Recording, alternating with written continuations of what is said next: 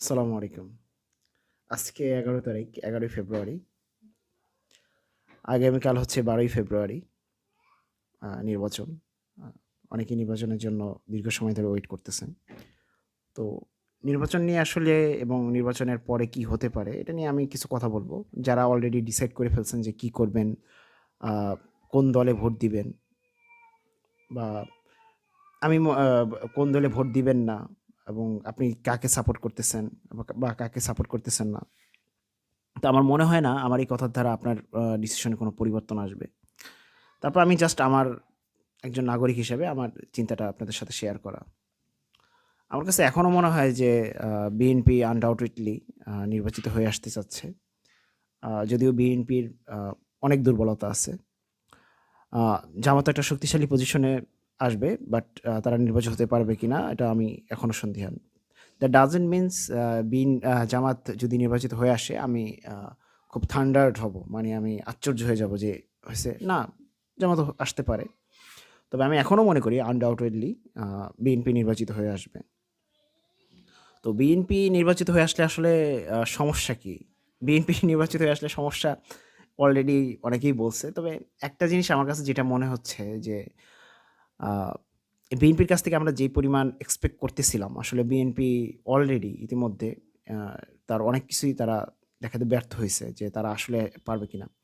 সবচেয়ে বেশি warning matter যেটা, বিএনপির মানুষরা অলরেডি নারীদের যে বোরকা, হিজাব, নিকাব এগুলো টার্গেট করে কথা বলা শুরু করছে। এটা শুরু থেকেই ছাত্রদল শুরু থেকেই যখন নির্বাচনের ডামাডোল শুরু হয় নাই, তখন থেকেই তার মানে আমরা আপনারা দেখছেন কিনা ছাত্রদলের অনেক কর্মীরা বোরকাকে উদ্দেশ্য করে বিভিন্ন কথাবার্তা। আ এটা আওয়ামী লীগের আমলেও করত। তারা মূলত বোরকা বা এই টাইপের টার্গেট করে উদ্দেশ্য করে কথা বলতো সাধারণত জামাত ইসলামকে টার্গেট করে। কিন্তু আল্টিমেটলি আপনি যখন একটা জিনিস, একটা পোশাককে যেটা সবার পোশাক, সেটা জামাত পড়ুক বা যাই পড়ুক, আপনি সেটা টার্গেট করে যখন কথা বলবেন, তখন সবাই এটার ভিকটিম হবে আসলে। তো বিএনপি অলরেডি ডিমোনাইজ করে ফেলছে যে বোরকা পরে মানুষ ভোট দিবে, বিভিন্নভাবে ভোট দিবে। ঠিক আছে? বা জাল ভোট দিবে। আ এত লাখ এত হাজার বোরকা বানানোর অর্ডার দেওয়া হইছে। এ সমস্ত উড়ো খবর বিএনপির মাহাদি আমান হতে শুরু করে মির্জা আব্বাস অনেকের মুখে চলে আসছে। বুঝেন মানে যাদের কাছে বোরকার জিনিসটার গুরুত্ব নাই, তো এরকম ১ম সারির ব্যক্তিরা যদি বোরকার ব্যাপারে এরকম একটা কথা বলে দেয়, তার মানুষ স্বাভাবিকভাবেই বোরকার ব্যাপারে কিন্তু একটা নেগেটিভ ধারণা রাখবে এবং অলরেডি আমরা দেখছি বিএনপির তৃণমূল কিন্তু বোরকা দেখলেই মানে যেইভাবে আক্রমণ করে বসছে। হ্যাঁ, জামাতের নারীরা দাওয়াতের কাজে যেতে পারবে কি পারবে না, বৈধতা আছে কি আছে না, সেটা প্রসঙ্গ পরে।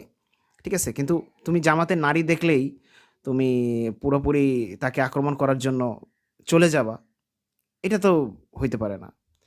তো অলরেডি বোরকাকে ডেমোনাইজ করা হইছে এবং যেটা শাহবাগের যে কিছু লক্ষণ ছিল, শাহবাগের লক্ষণ ছিল শাহবাগ যখন বুঝতে পারে যে আমার অপোনেন্ট হচ্ছে হলো একটা ধর্মীয় দল, ঠিক আছে? তো শাহবাগ করে কি একটা ধার্মিক হওয়ার চেষ্টা করে সে। সে হয়তোবা দেখা যায় যে সমাবেশে একটা কৃত্রিমতার স্বরূপ সে কিছু কোরআন শরীফের আয়াত তেলাওয়াত করে। কোরআন শরীফ নিয়ে বসে সে দেখায়। সে হামনাত করে। যেটা হয়েছিল ওই ডাকসু নির্বাচনে আমরা দেখছি যে ডাকসুর নির্বাচনে বামরা সবার সংস্কৃতি মেনে নিবে কিনা এই সন্দেহ যখন হয় তারা বাড়ি রবিউল আউয়াল উপলক্ষে তারা দেখা যায় যে হামনাতের আয়োজন করছে। যেটা কখনো বামরা করে না আসলে। মানে এটা বগধার্মিকতা। তো বিএনপির মধ্যে স্পষ্ট এই বগধার্মিকতা আমরা দেখতে পাচ্ছি যে তারা তাদের যেই কয়েকজন আ ধর্মকর্মের কথাবার্তা বলে বা কোরআন শরীফ তেলাওয়াত করে। যেই স্টেজে কোরআন শরীফের তেলাওয়াত করতেছে, সেই স্টেজেই কিছুক্ষণ পরে একটা বাইজি উঠাইয়া তারা নাচ গান করাইতেছে। মানে বিএনপির কাছে সবকিছুরই বৈধতা আছে। এটা সাম কাইন্ড অফ মানে কি বলবো? ধর্মের অবমাননা। ঠিক আছে? তো বিএনপি বড় একটা দল। বিএনপির কর্মীদেরকে তারা হয়তো ওইভাবে লাইনে আনতে চায় না, এটা না। মানে লাইনে মানে কর্তৃত্ব রাখতে চায় না এরকম না। কর্তৃত্ব তারা রাখবে না। এটাই এরকম একটা ডিসাইড নিয়ে নেওয়া। আ এছাড়াও তারেক রহমান যেটা তার যে দাওয়াতের যে তার যেই ক্যাম্পেইন গুলা দেখছি, সেখানে সে আওয়ামী লীগের কোনো আলোচনা আনেন নাই। আ তিনি বিভিন্ন ধর্মীয় কথাবার্তা খুব এলোমেলো অগোছালোভাবে বলছে। এটা হাসিনাও বলতেন, শেখ হাসিনাও বলতেন। মানে এই সিস্টেমটা আমরা কিন্তু দেখতে পাইছি। তো ধর্মীয় ব্যাপারে আসলে বিএনপি আসলে একটা ওয়ার্নিং আছে। আ কিছু ভালো হবে না, হবে। ইমারত গঠিত কিছু সিস্টেম হইতে পারে। যেমন ধরেন আ হয়তোবা মাদ্রাসা সংশ্লিষ্ট মানুষের জন্য ডোনেশন বাড়ায় দিল, তাদের চাকরির সুবিধা দিয়ে দেওয়া হলো। কিছু দিকে ভালো সেক্টর হইতে পারে, মাদ্রাসা কেন্দ্রিক বা কোনো প্রতিষ্ঠান কেন্দ্রিক, যেটা আমরা বলি সেক্টর ওয়াইজ ভালো হতে পারে। কিন্তু ওভারঅল যে ইসলামোফোবিয়া চলমান ছিল অর্থাৎ আওয়ামী লীগের আমলে, তা যে খুব কমে আসবে এটা আসলে মানে ধরে রাখা মানে বলা যায় না আসলে। তো ওভারঅল বিএনপির চ্যালেঞ্জ, এবং বিএনপি অবশ্য চেষ্টা করছে যে একজন একটা গণতান্ত্রিক মনা দল হিসেবে সে তাকে মানে যতটুক না করলেই না, মানে একটা বাংলাদেশের মানুষের মন পাওয়ার জন্য যতটুকু দরকার ধর্মকে কাছে টানা ততটুকু চেষ্টা করছে সে, কিন্তু তার মধ্যে কৃত্রিমতা আছে, এটা সত্যি। ঠিক আছে, চেষ্টা করছে, কিন্তু তারা বুঝে যে আমি যদি বাংলাদেশের মানুষের ভোট চাইতে চাই তাহলে আমার অবশ্যই কিছু ধর্মকে কেন্দ্র করে আমার কিছু কথাবার্তা আলাপ আলোচনা করতে হবে। এটা হলো ওভারঅল একটা পজিশন বিএনপির। ওদিক থেকে জামাত যেটা করছে, জামাতের চ্যালেঞ্জ হচ্ছে হলো পশ্চিমা বিশ্ব প্লাস বাংলাদেশের লিবারেল যে সোসাইটি আছে তারা। তো জামাত তাদেরকেও কিছুটা মানে খুশি করার চেষ্টা করছে, মানে একটা ইসলামিক দল হিসেবে অর্থাৎ ইসলামিক দল হিসেবে পরিচয় পাওয়া একটা দলের পক্ষে যতটুকু পরিমাণ লিবারেল হওয়া দরকার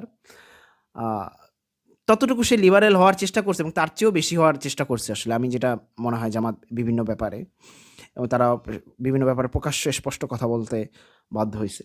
এবং জামাতের নিয়ে এটাই সবার চিন্তা, মানে ইসলামিক দল তো ইসলামিক দল তো আসলে ডেমোক্রেটিক হতে পারে না, এটা কিন্তু প্রতিষ্ঠিত একটা মত। যেমন ইকোনমিস্টেরই ফেব্রুয়ারি 22 তারিখে একটা লেখা আছে, ওখানে আপনারা যদি পড়েন যে এই নির্বাচনে সামনের নির্বাচনে মানে এই নির্বাচনে হয় গণতন্ত্রের বিজয় হবে আর নয়তো ইসলামপন্থীদের উত্থান হবে, এইভাবে বলা হয়েছে। তো গণতন্ত্রের বিজয় হবে কিভাবে? যদি বিএনপি আসে, আর বিএনপি যদি না আসে তাহলে গণতন্ত্রের বিজয় হবে না। ঠিক আছে, তাহলে কার বিজয় হবে? ইসলামপন্থীদের বিজয় হবে। অর্থাৎ দে অলরেডি ডিসাইডেড যে কী হলে গণতন্ত্রের বিজয় হবে। যদিও ইসলামপন্থীদেরকে যদি সাধারণ মানুষও চুজ করে উঠায় তারপরে এটা গণতন্ত্রের বিজয় হবে না, কারণ গণতন্ত্র আলটিমেটলি আপনার লিবারেলিজমকে টিকায় রাখার চেষ্টা করে, লিবারেলিজমকে মানুষের উপর চাপায় দেওয়া বা আইনত করার চেষ্টা করে। তো ইসলামপন্থীদের অসংখ্য ধারণা আছে যেটা লিবারেলিজমের এগেনস্টে যায়, এটা সবাই জানে। এটা আপনি যতই ধারণা পরিষ্কার করার চেষ্টা করেন, মানুষকে বোঝানোর চেষ্টা করেন, মানুষ আপনাকে ঘুরে ফিরে আপনার অর্থনৈতিক পলিসি কী, ইকোনমিক্যাল পলিসি কী, আপনার বাইরের রাষ্ট্রের সাথে আপনার পলিসি কী, এগুলোর থেকেও গুরুত্বপূর্ণ বিষয় আপনি আসলে নারীদেরকে তার ইচ্ছে মতো পোশাক পরতে দিবেন কি দিবেন না, এটা হলো কথা। ধরেন একটা সোসাইটিতে তো কোনো বাংলাদেশের যে সোসাইটি, আমরা যে সোসাইটির যে স্ট্যান্স আছে এখন পর্যন্ত দিনকে দিন ডাউন হচ্ছে, এটা সত্য। এই সোসাইটিতে তো কোনো মেয়ে হয়তো বা আন্ডারগার্মেন্টস বা ভিতরে যে পোশাক, ঠিক আছে, ভিতরে পোশাক পরে তো উন্মুক্ত অবস্থায় সে খোলা জায়গায় চলাফেরা করে না। তো এইটা তাকে কোশ্চেন করে ফেলা হবে বিএনপির জামাত ইসলামের বেলায়, কারণ তারা সন্দেহ করে যে জামাত ইসলাম আসলে ডেমোক্রেসির যে আলটিমেট যে গোল, অর্থাৎ মানুষকে লিবারেলিজমের কে চাপায় দেওয়া, আন্তর্জাতিক যে লিবারেলিজম আছে সেটা চাপায় দেওয়া, সেটা সম্ভব হবে কিনা, নাকি সেটা বাধাগ্রস্ত হবে। ঠিক আছে, তো জামাত চেষ্টা করছে যতটুকু লিবারেল হইলে তার পক্ষে সম্ভব, আন্তর্জাতিক মানুষের নজরে আসা সম্ভব, প্লাস বাংলাদেশের লিবারেল কালচারাল সোসাইটির কিছু মানুষের পক্ষে ভালোবাসা পাওয়া সম্ভব, সেটা তারা চেষ্টা করছে। যদিও এই চেষ্টাটা করতে গিয়ে তারা আবার ইসলামিস্টদের চক্ষু শুলেছে। তবে জামাতের কিছু লেয়ার আছে, জামাতের বেশ কয়েকটা লেয়ার আছে জামাতের ভিতরে। তাদের একটা লেয়ার যারা ধরেন বার্ধক্য পর্যায়ে চলে গেছে, এই লেয়ারটা ইসলামকে কিছুটা ভালোভাবেই ওই খাতা কলমে যেইভাবে আছে ওইভাবে তারা মানতে চায়।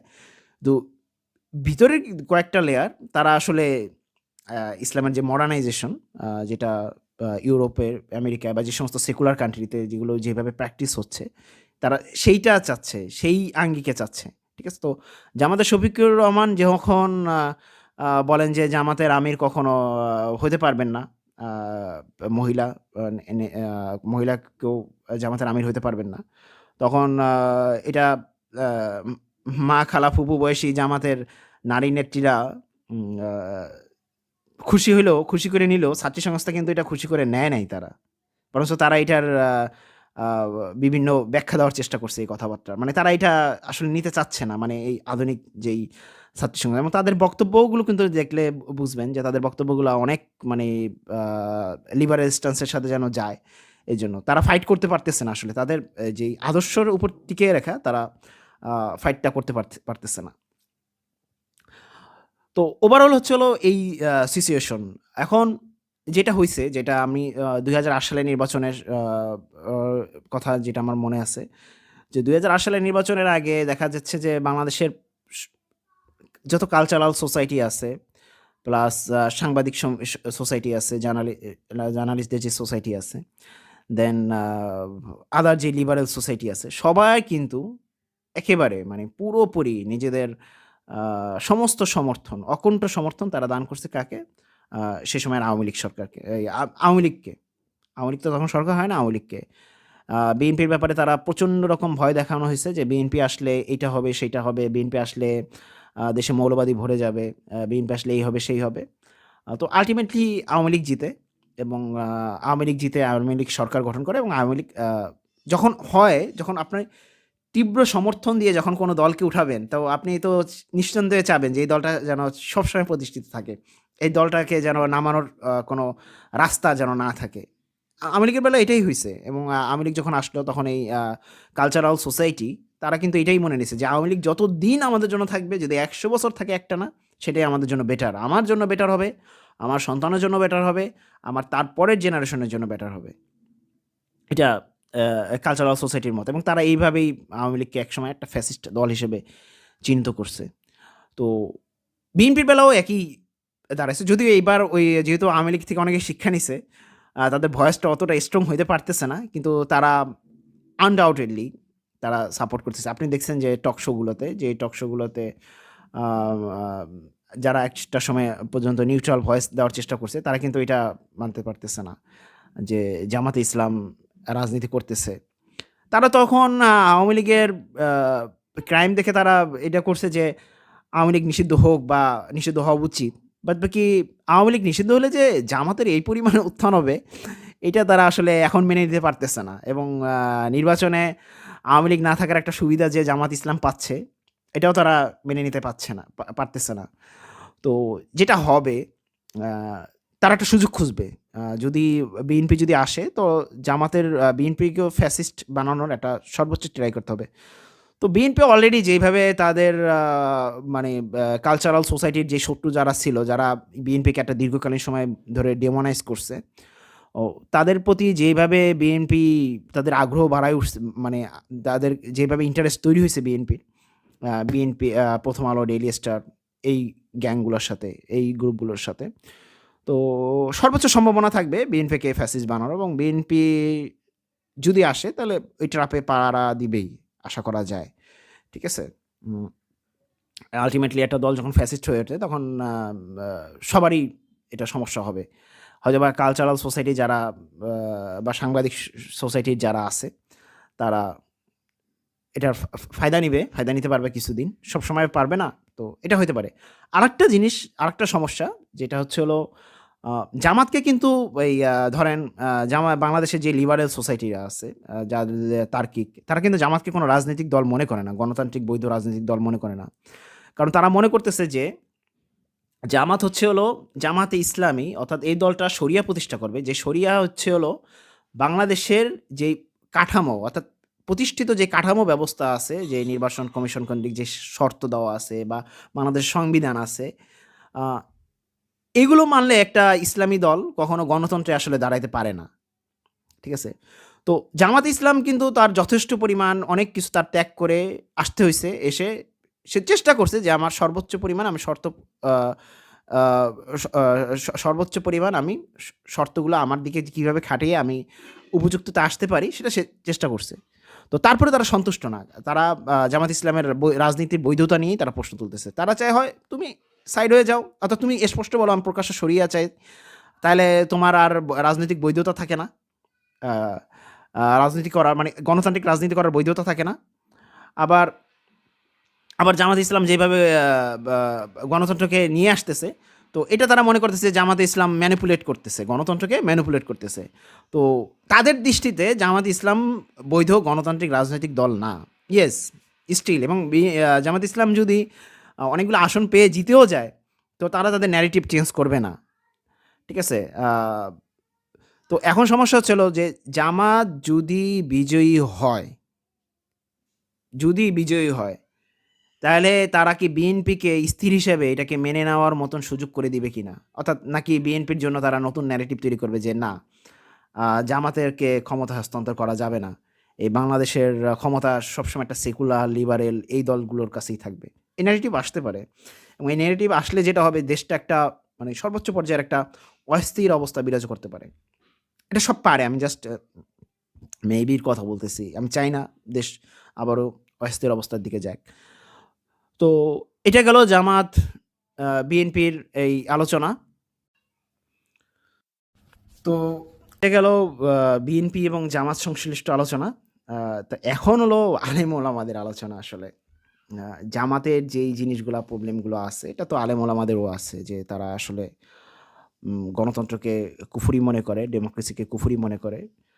তারপরেও তারা গণতন্ত্রের অধীনস্থ হয়ে তারা নির্বাচনে যাচ্ছে, এবং আ আ খুব দুঃখজনক ব্যাপার যে আল্লাহ তাআলা যেখানে মানুষকে মুসলমানদেরকে যেভাবে একত্র একটা রুজ্জু ধারণ করে থাকতে বলা হয়েছে, সেখানে ক্ষমতার বন্টনের কারণে, ক্ষমতার জন্য মানে অসংখ্য দল হয়ে গেছে। জাস্ট গণতন্ত্র এটা করছে। অর্থাৎ কে এই এদেরকে আলাদা করছে, গণতন্ত্রের কারণে তারা এটা হইছে। তো এবং হয়তোবা তারা মুখে ওইভাবে কোনো কথা বলে না, কিন্তু তাদের যেই রাজনৈতিক যেইভাবে তারা ক্যাম্পেইন করছে, এতে বোঝা যাচ্ছে যে তারা অনেক কিছু ত্যাগ করছে। যেমন খেজুর গাছের কিছু ক্যাম্পেইন আমরা দেখছি। সেখানে গান, বাদ্যবাজনা বাজানোর মাধ্যমে তারা ক্যাম্পেইন করছে।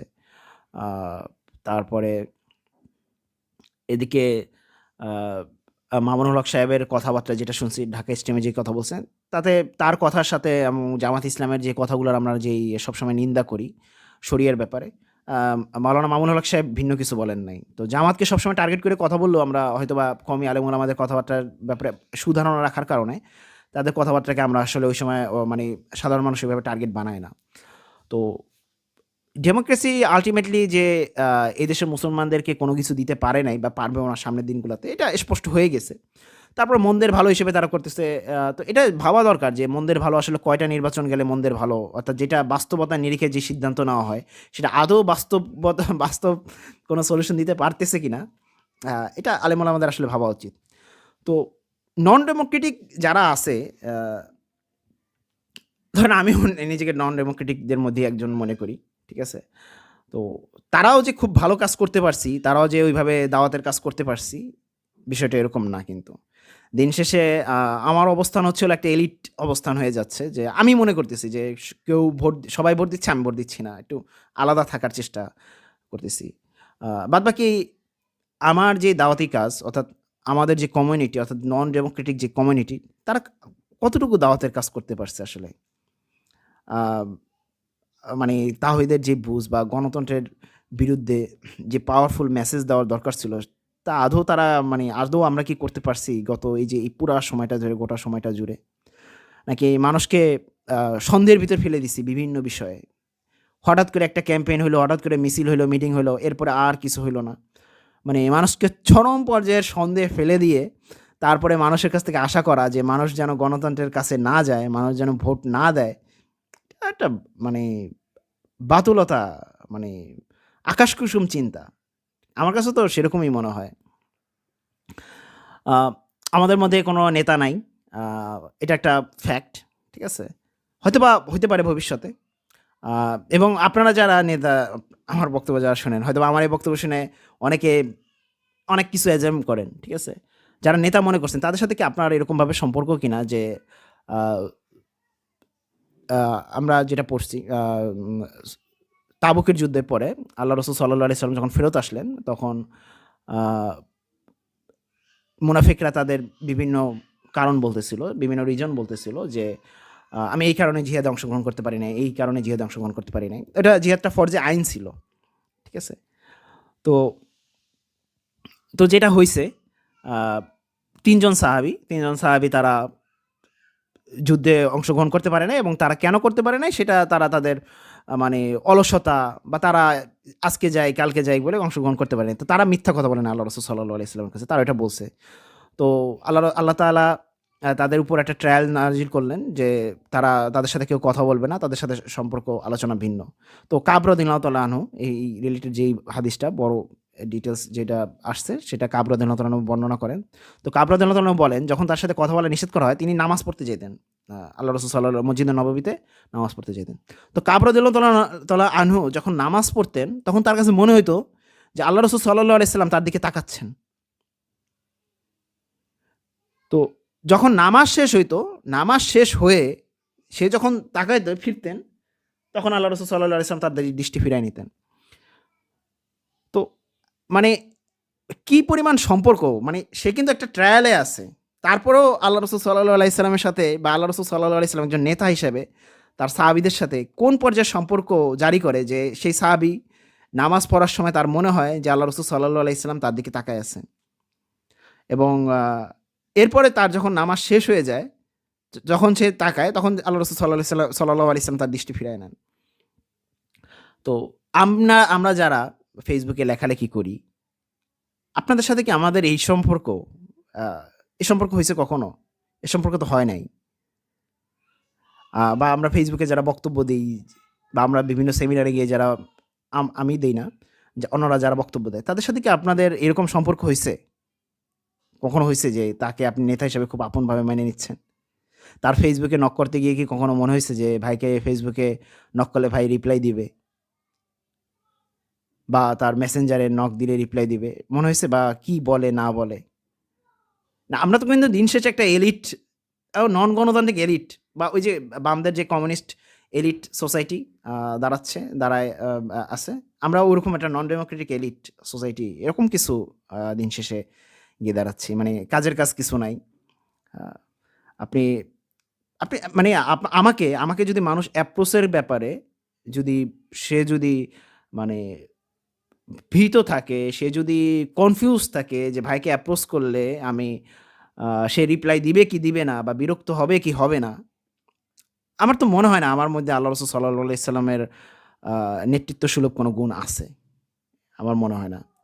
এবং আল্লাহ রাসূল সাল্লাল্লাহু আলাইহি সাল্লাম যখন হিজরত করেন আ আবু বকর সিদ্দিক রাদিয়াল্লাহু তাআলা আনহু যতক্ষণ পর্যন্ত স্পষ্ট করে বলে না দেওয়া হইছে, আ ততক্ষণ পর্যন্ত মানুষ বুঝে নাই যে কে আল্লাহ রাসূল, আবু বকর নাকি আল্লাহ রাসূল সাল্লাল্লাহু আলাইহি সাল্লাম। তো আমাদের অবস্থাটা আসলে কোথায় দাঁড়াচ্ছে? মানে আমরা যে মানুষকে ভোট দিতে অনুৎসাহিত করতেছি। একে তো এই দেশের ওলামায়ে কেরাম পুরোপুরি ভোট দেওয়ার পক্ষে। কারণ তাদের মন্দের ভালো বা বিভিন্ন তারা।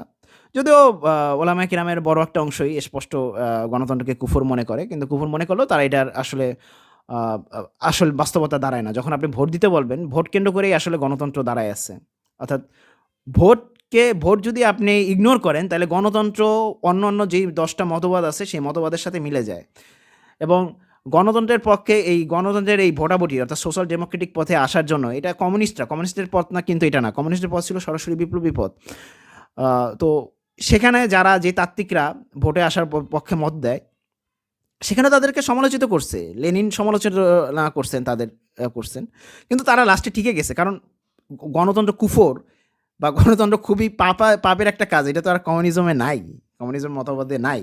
দিন শেষে এই কারণে কিন্তু আমাদের দেশের যে কমিউনিস্ট পার্টিগুলা এরা লাস্টে এই সোশ্যাল ডেমোক্রেটিক ওয়েটাই অবলম্বন করছে। যে না, বিপ্লব দিয়ে হবে না। সোশ্যাল ডেমোক্রেটিকও একটা মানুষকে মুক্তির পথ দেখানোর একটা ওয়ে। এবং যেহেতু তাদের এখানে হালাল হারামের কনসেপ্ট নাই, কুফরের কনসেপ্ট নাই। এখানে জাস্ট বিপ্লবের কনসেপ্ট। অর্থাৎ আমি এই ওয়েতে গেলে এটা বিপ্লব হচ্ছে কি হচ্ছে না। এই কনসেপ্টটা। তো তারা কিন্তু এরপরে নিয়ে নিছে। তো ওলামায়ে কেরাম যখন বলতেছে যে ভোট গণতন্ত্র হারাম, কুফর, অনেক গণতন্ত্রের স্পষ্ট ১০১ টা গণতন্ত্র কুফল বর্ণনা করেন। আ এরপরে যখন আবার বলেন যে আ ভোট দেওয়া আমানত, ভোট দেওয়া সাক্ষ্যস্বরূপ এই বলেন, তখন আসলে এটা আসলে লাস্টে আর কোনো গুরুত্ব দাঁড়ায় না আসলে। আ এবং আপনি ধরেন মামুনুল হক সাহেবের কথাটা এক্সাম্পলটা আমরা ধরি। আ মামুনুল হক সাহেবের যেই বক্তব্য, আ সে যে দাওয়াতের কাজ করতেছেন, আ আপনার কাছে কি মনে হয়েছে সে কখনো লেস কনফিডেন্স?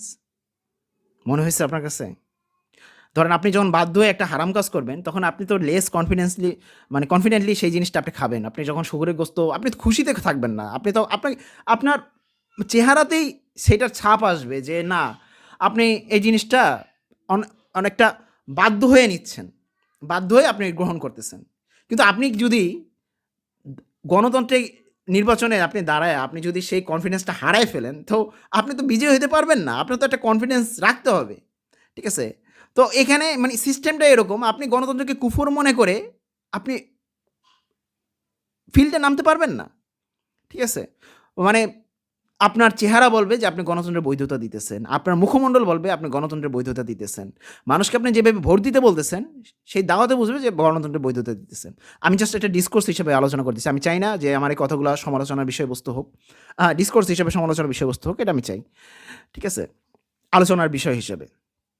তো আল্টিমেটলি আপনি গণতন্ত্রকে কুফর বলবেন, গণতন্ত্রকে শিরক বলবেন বা যা বলবেন বা যেটা আ আমাদের ভাবে আসে, আকায়েতভাবে বা যেভাবে যে ডিসকোর্সে যেভাবে আলোচনায় আসে।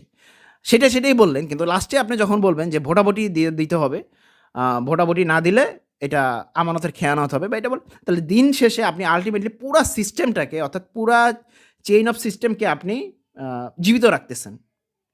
শুধুমাত্র জীবিত রাখতেছেন না, এটা স্ট্রংলি জীবিত রাখতেছেন। আমি এটা নিয়ে এর আগেও লিখছি যে আপনার বেলজিয়ামে হচ্ছে হলো ভোট দেওয়াকে বলা হয় কর্তব্য। ঠিক আছে? অধিকার না কিন্তু, অধিকার। আমেরিকাতে বলা হয় অধিকার, রাইটস। ঠিক আছে? আ বা তো রাইটস অর্থাৎ একটা অধিকার যখন আপনাকে দেওয়া হয়, সেই অধিকারটা ত্যাগ করারও ক্ষমতা আপনার থাকতে হবে। ঠিক আছে? অর্থাৎ আমাকে একটা অধিকার দেওয়া হলো, আমি অধিকারটা নিলাম না। Okay fine. তো যখন কর্তব্য বলা হয়, তখন কিন্তু আপনি সেটাকে আর ত্যাগ করতে পারবেন না। সেটা ক্রাইম হিসেবে সাব্যস্ত হয়। তো ভোটকে যখন আপনি আমানত বলা হয় বা ভোটকে যখন সাক্ষ্য হিসেবে জরুরি বলা হয়, তো আল্টিমেটলি যেটা হয়, আ আপনি আমানতের খেয়ানত করলেন। এটা একটা ক্রাইম। হয়তোবা দুনিয়ার বাংলাদেশের সংবিধানে হয়তোবা আপনাকে অপরাধ দেওয়া হচ্ছে না বা বাংলাদেশের আইনে আপনাকে শাস্তি দেওয়া হচ্ছে না। কিন্তু এই শাস্তিটা তো আল্লাহর আইনে দেওয়া হবে। মানে আপনি যখন আমানত বলবেন অর্থাৎ সরীভাবে যখন কাউকে কোনো কিছুকে আপনি আমানত বলবেন, আর সেটা যখন খেয়ানত হবেন, তো দুনিয়াতে তো আপনি ফাঁকিবাজি করে পার পেয়ে যেতে পারেন। কিন্তু আল্লাহর কাছে তো পার পাবেন না। আ এটাই তো হয়ে যাচ্ছে। অর্থাৎ আপনি গণতন্ত্রকে দুর্বল করতে চাচ্ছেন, সেই কিন্তু আপনি যখন ভোটের কথা বলতেছেন, আপনি গণতন্ত্রকে একেবারে গণতন্ত্রের শক্তিশালী একটা মডেল আপনি তুলে ধরতেছেন। যেটা বেলজিয়াম বা অস্ট্রেলিয়া বা বিভিন্ন ইউরোপিয়ান কান্ট্রিতে আছে। অর্থাৎ গণতন্ত্রকে আপনি মানে ভোট দেওয়াটাকে আপনি কর্তব্য হিসেবে তুলে ধরতে চাচ্ছেন। জাস্ট অধিকার না। তো এই বিভিন্ন ব্যাপারগুলা আছে। আ আ ওলামায়ে কেরামের মধ্যে আছেন। ঠিক আছে? তো আমি যেটা বলতেছি যে যারা নন ডেমোক্রেটিক অর্থাৎ আমি গণতন্ত্রে আমি জড়াবো না। তারা কি দাওয়াতের কাজটা করছি? তারা আ নামকা ওয়াস্তে এলিট থেকে কি আমি আমার অবস্থানটাকে আমি উপরে নিতে পারছি? বা সেই আ মানে সেই সম্ভাবনা আছে আমার পক্ষে? মানুষ আমার কাছে রিস্ক করতে পারে? কোন একটা প্রবলেম নিয়ে রিস্ক করতে পারে? করতে পারে না তো। মানুষ ১০ জন মানুষ যদি Facebook এ আমাকে নক করে, আমি মেসেজের রিপ্লাই তো দেই না। আমি তো আমার মধ্যে তো নেতৃত্ব সুলভ গুণ নাই। এবং কেউ যদি আমাকে শুভকামনাও জানায়, আমি সেই শুভকামনারও রিপ্লাই দেই না তাকে। তো মানুষের সাথে আমার কি পর্যায়ের সম্পর্ক আপনি চিন্তা করেন। অনলাইনেই আমার সম্পর্ক এই অবস্থা। তো অফলাইনের সম্পর্ক কি আমার খুব ভালো? অফলাইনে মানুষ কি তার বিপদে পড়লে সে কি আমাকে পাবে? তো দিন শেষে আমরা যারা বলতেছি যে ভোট দিব না বা আ আ আ গণতান্ত্রিক সিস্টেমে আমি পুরোপুরি জড়াবো এড়াই চলবো। দিন শেষে আমাদের সিস্টেমটা আমি ঠিক আছে আমি বুঝলাম। আমি আল্লাহ তাআলা যেহেতু আমাকে এই বুস্টটা দিছে, এই বুস্টার ব্যবহার করতেছি। কিন্তু আল্টিমেটলি আমার স্ট্যান্সটা কোথায় দাঁড়াইলো? আমি কি এলিট সোসাইটির অংশ হয়ে দাঁড়াইলাম না? যারা আ একটা সামগ্রিক একটা কাজকে ত্যাগ করে দাঁড়াচ্ছে। মানে যেটার কোনো কার্যকারিতা নাই। জাস্ট আমি একটু ভিন্ন কিছু। এরকম কার্যকারিতা থাকলে সেটা ভিন্ন কিছু। আ আপনি কতজন লোককে আপনি পারছেন আপনার এই দাওয়াতের কাজের মাধ্যমে মানুষকে আলাদা করতে? পারেন নাই তো। যাক এখন ওভারঅল কথা হচ্ছে হলো দাওয়াতের ফিল্ড নষ্ট করা যাবে না। আ যারা যেই ডিসিশন নিছে তারা সেই ডিসিশনেই থাকবে।